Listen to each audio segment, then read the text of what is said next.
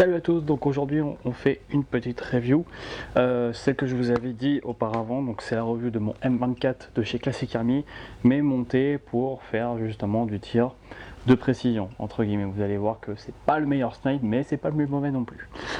Donc on peut voir un petit peu la gueule qu'il a. Hop, donc il est très sympa. Voilà. La lunette ici présente va jarter, il y a la nouvelle qui va arriver. Donc voilà, on va voir un petit peu tout ça. Voilà, un petit peu, il est très long, je vous l'accorde. Hein. C'est un peu une canne à pêche, mais c'est quand même une bonne réplique malgré tout. Désolé pour le micro. Donc c'est un modèle spring, ce qui veut dire que c'est à réarmement manuel à chaque fois. Donc vous serez obligé de réarmer le ressort une fois que votre tir sera effectué. On peut voir que j'ai fait un pen job. Donc on peut voir quand même, c'est vraiment du travail pas trop dégueulasse, hein, je trouve, pour ce que je fais. On a quand même une bonne couche qui permet de faire tenir les peintures. Donc on voit un petit peu tout ça en détail. En ce qui concerne la peinture, j'ai utilisé des peintures ATM. C'est pas trop dégueu, c'est pas les meilleures peintures, mais pour le prix, très franchement, on n'a vraiment pas à s'en plaindre. Ce sont des peintures qui sont plutôt convenables et qui, pour moi, je pense, sont le meilleur rapport qualité-prix, tout simplement. Donc en accessoire, en haut, on aura un silencieux, tout ce qui est plus cheap. Voilà, on le dévisse. Silencieux de tout ce qui est plus cheap, ça fonctionne parfaitement bien, ça fait son taf. Dedans, c'est la mousse d'origine, donc pour ça, aucun problème.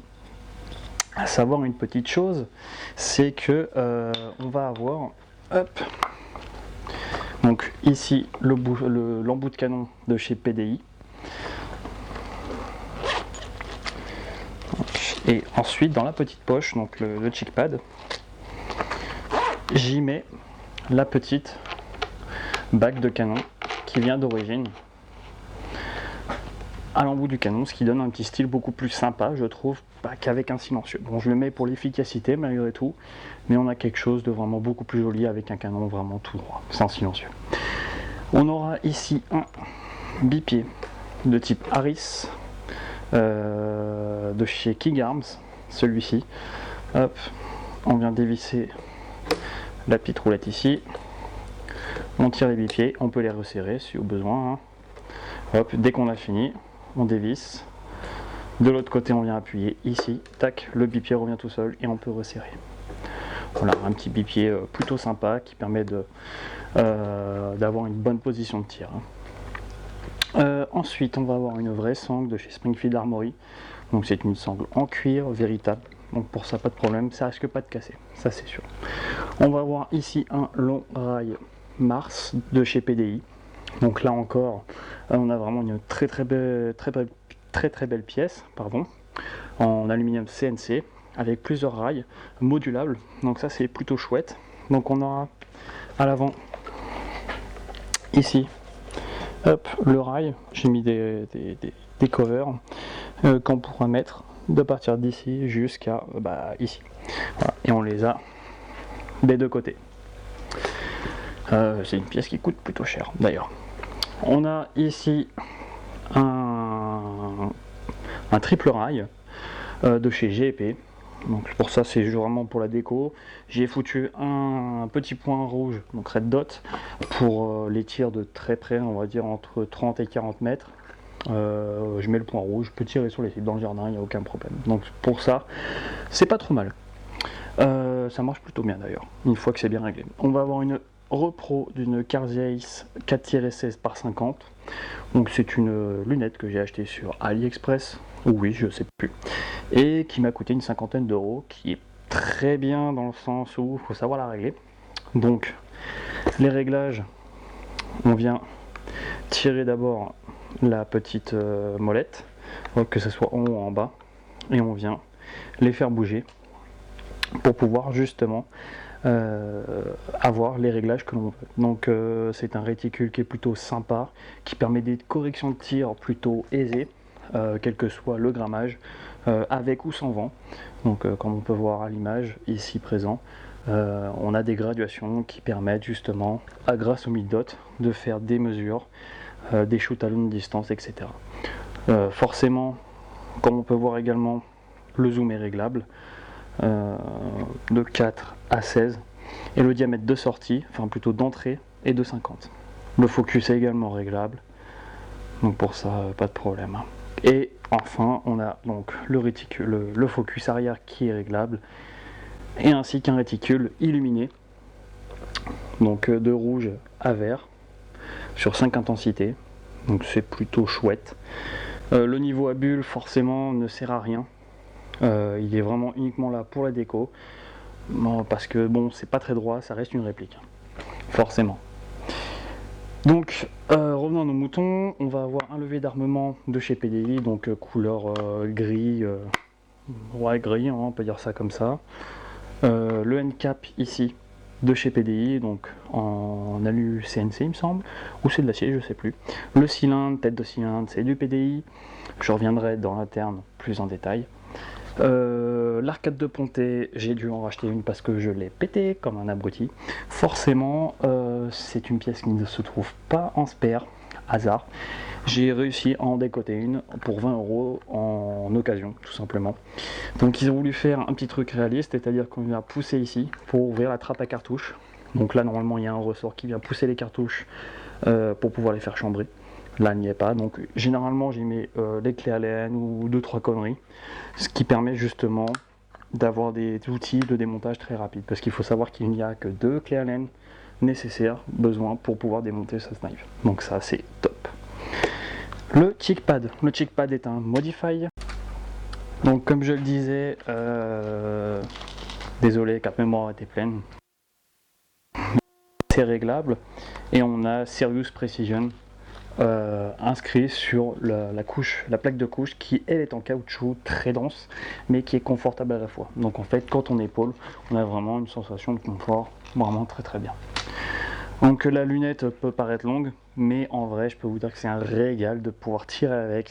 On voit une luminosité vraiment parfaite pour ceux qui se le demanderaient. L'armement, alors l'armement c'est un bolt, on lève le verrou, on vient placer son doigt ici en fait pour pouvoir tirer le cylindre tout droit, parce qu'on a tendance à tirer comme ça, mais si on est droitier vers la droite, si on est gaucher vers la gauche. Donc ça c'est un souci assez récurrent, ce qui peut tordre votre cylindre et donc faire des défauts au niveau de qu'il soit droit quoi. Donc on tire, tac, jusqu'au clic, vous avez entendu, jusqu'au clic, voilà, tac. Là on vient pousser, ça engage la bille, c'est pour ça que quand vous n'avez pas assez de force, pour certains, si vous faites ça vient engager la bille, et dès que vous faites ça, vous engagez une deuxième bille, donc forcément vous niquez un peu le joint au pop, ce qui n'est pas prévu pour à la base. Au niveau de la sensation de détente, on va avoir un réglage très fin pour la mienne, donc je sais pas si la mise au point va se faire. Tac, on a le jeu à rattraper, on vient directement sur le mur, on appuie, le coup part. Vous avez vu, ça fait pas beaucoup de bruit, on en reviendra aussi après. Donc on a vraiment le point dur, tac, et le coup part. Tac, tac, tac, on n'a pas de sécurité dessus, enfin, elle n'y est plus, simplement que la PDI coûte très cher pour une utilisation quasi nulle. J'ai jamais eu aucun incident de tir avec, je touche du bois, donc voilà. En ce qui concerne l'interne, on a à l'intérieur ici du canon, on a 10 barrel spacers de chez PDI, un maintien du canon parfait, on a quelque chose franchement nickel. On aura un canon 601 PDI pour un diamètre donc de 6,01 et d'une longueur de 520 mm, sachant que le ratio cylindre canon c'est 515 mm pour vraiment le truc vraiment parfait.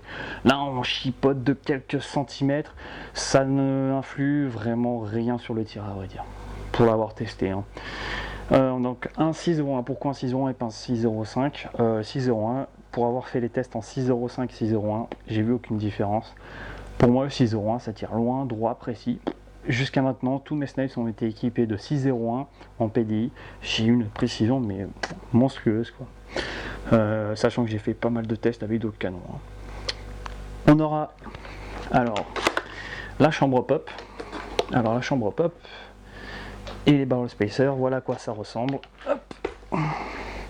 Donc les barrel spacers, ce sont de petites cales. Le canon vient traverser le barrel spacer. Le barrel spacer vient se mettre à l'intérieur du looter barrel, ce qui fait qu'en fait votre canon ne vibre plus, ou quasiment plus. Donc là j'en ai 3 en rab, ça peut toujours servir. On a ici le block up PDI, PD chiotte, j'appellerais ça. C'est une véritable bouse ce truc. C'est franchement, c'est de la merde.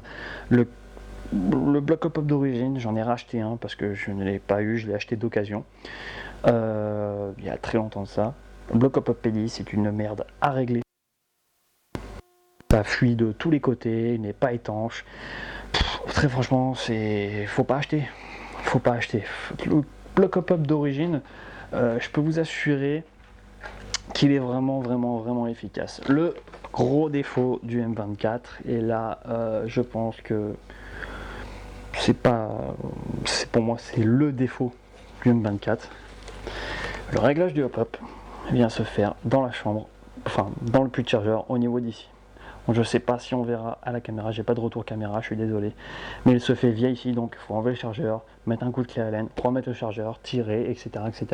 Au lieu de faire un perçage en haut avec une molette comme sur l'AS01, l'AS02, 03 et 04 de chez Striker, enfin chez Amoeba, mais non, là ils ont décidé de faire plus compliqué. Bon, une fois que c'est réglé, c'est magnifique. Franchement, les tirs sont loin, droit, précis.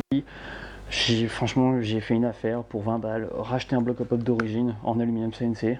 Il me semble que c'est la gamme au-dessus, couleur bleue. Très franchement, pas de problème pour ma part. En ce qui concerne, je regardais aussi ma batterie de micro, parce que bon, il faut voir s'il y a de la batterie, sinon on n'entendra plus rien. En ce qui concerne les chargeurs, alors là aussi, je vais prendre les deux types, du moins les deux marques. On va avoir les classiques Army d'origine qui ont le téton bleu, et on va avoir les je sais pas trop qui ont le téton noir.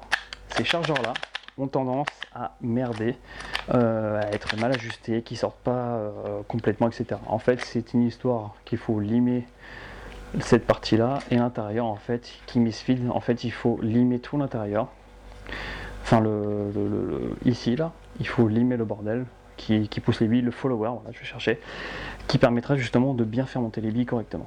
Jusqu'à maintenant, j'ai pas eu de problème, donc je touche du bois. Sachant que le block up d'origine, une fois très bien aligné, une fois l'usinage refait correctement, parce que oui, il faut réusiner comme le PDI, ça rentre tout seul, et attention, ça sort tout seul. C'est un régal, franchement. Avec le PDI, j'ai eu beaucoup de mal. J'ai eu beaucoup de mal. Il y a une modif aussi à faire au niveau du levier d'armement. Ici, il faut faire une entaille ici qui va permettre justement de bien pouvoir. Voilà, il n'y a plus de billes, forcément, je peux pas engager un peu plus. Qui va bien pouvoir plaquer la tête de cylindre, du moins le nozzle, sur le joint hop-up, ce qui va donner une étanchéité parfaite. Sinon vous allez avoir des pertes d'FPS, des problèmes au tir. J'ai eu toutes les couilles possibles et inimaginables avec ce snipe, hein, pour vraiment le connaître vraiment par cœur. Voilà, je peux vous en parler de long en large et en travers. Bon, sinon c'est quand même une très belle réplique une fois montée. Qu'est-ce que je pourrais vous dire d'autre dessus? Voilà, une tête de cylindre de chez PDI. Où il y a un pad qui a été mis pour amortir le choc de la tête de piston. On va avoir un cylindre en inox de chez PDI, une tête de piston de chez Guarder, donc c'est la type cup. Pourquoi? Parce qu'une fois qu'elle vient pousser l'air, elle s'expanse, ce qui fait qu'elle colle la paroi du cylindre correctement et nous donne des FPS constants, etc. Donc ça c'est très bien, j'en ai une en rab toujours, on ne sait jamais, si l'autre vient se bousiller. Et celle d'origine, donc celle-là c'est la... Je sais plus si c'est une Modify ou... Enfin je sais plus trop. Bon, elle est plus étanche, malheureusement, elle a fait son temps, hein, la même air. On va avoir un piston de chez Guarder en modèle light. Pourquoi? Pour avoir une vitesse un peu plus accrue qu'un piston lourd. Il fait un peu plus de bruit celui-ci, mais on a une vitesse de piston qui est beaucoup plus rapide qu'un piston lourd. Un ressort, alors les ressorts c'est pareil, je vais vous en parler.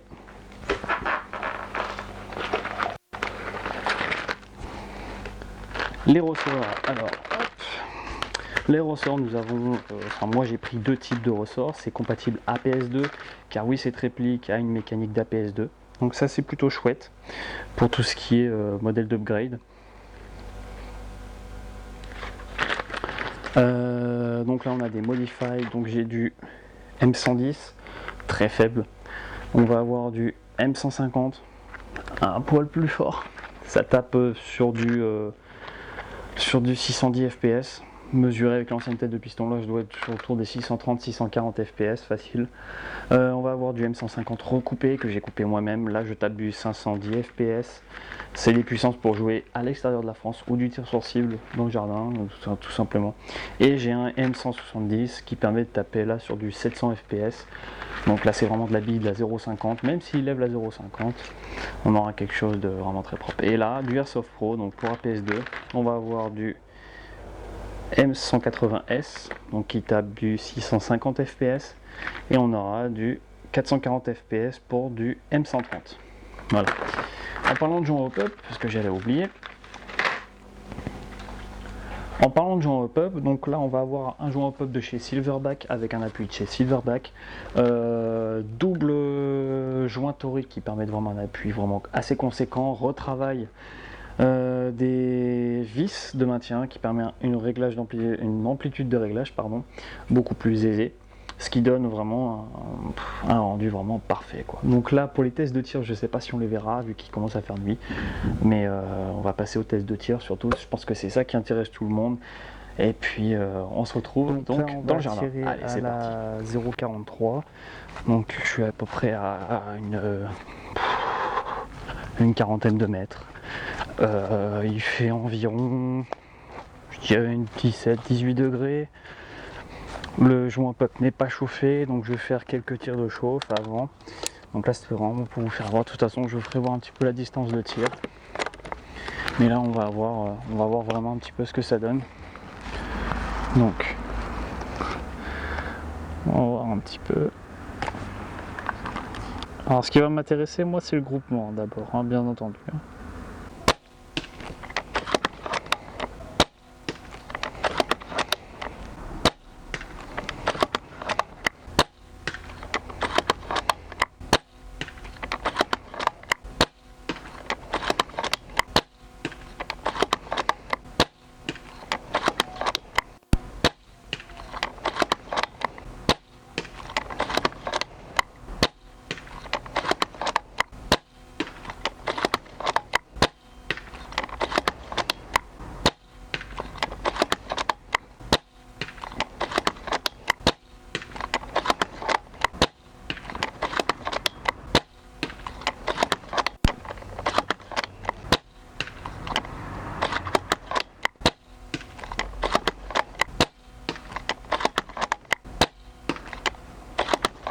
J'ai loupé, j'ai fait un vieux coup de dos tout pourri.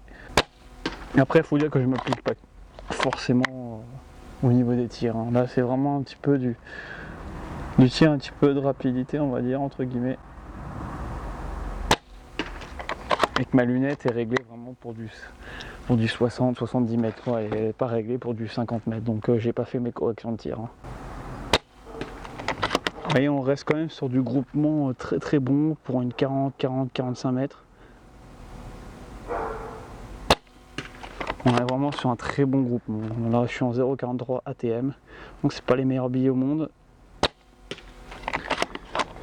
Mais pour un truc à billes, ça reste vraiment très très correct.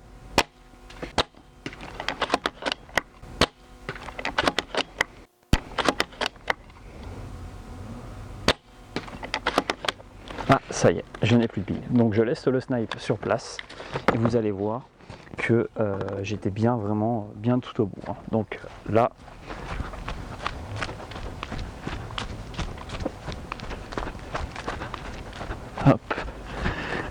Donc on a quelque chose de plutôt propre au niveau. Hop, on a vraiment un groupement vraiment pas mal au niveau d'ici, donc ça tient vraiment dans une main. Voilà, vous imaginez un peu ma main, et c'est une feuille à 4. Et vous voyez le groupement 40-45 mètres, on a vraiment quelque chose de très très propre.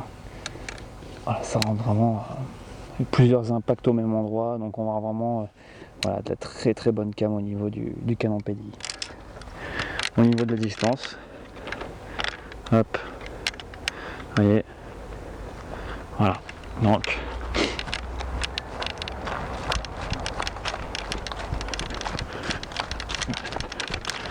voilà, le sniper n'a pas bougé. Et vous voyez bien que j'ai bien le snipe ici. Je vais essayer de tuner en lunette et puis on se retrouve juste après pour la conclusion.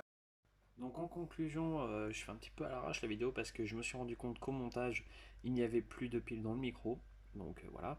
Donc en conclusion, pour moi, c'est quand même un bon snipe, mais il faut pas mal de grade pour pouvoir jouer vraiment avec, pour pouvoir prétendre que ça soit un snipe, entre guillemets. Ça reste quand même un beau joujou. Il n'y a pas à dire, le M24, ça a quand même une très très belle gueule. Ça change du VSR 10, ça reste dans les mêmes lignes. Hein. Vous voyez, le fusil de chasse de base,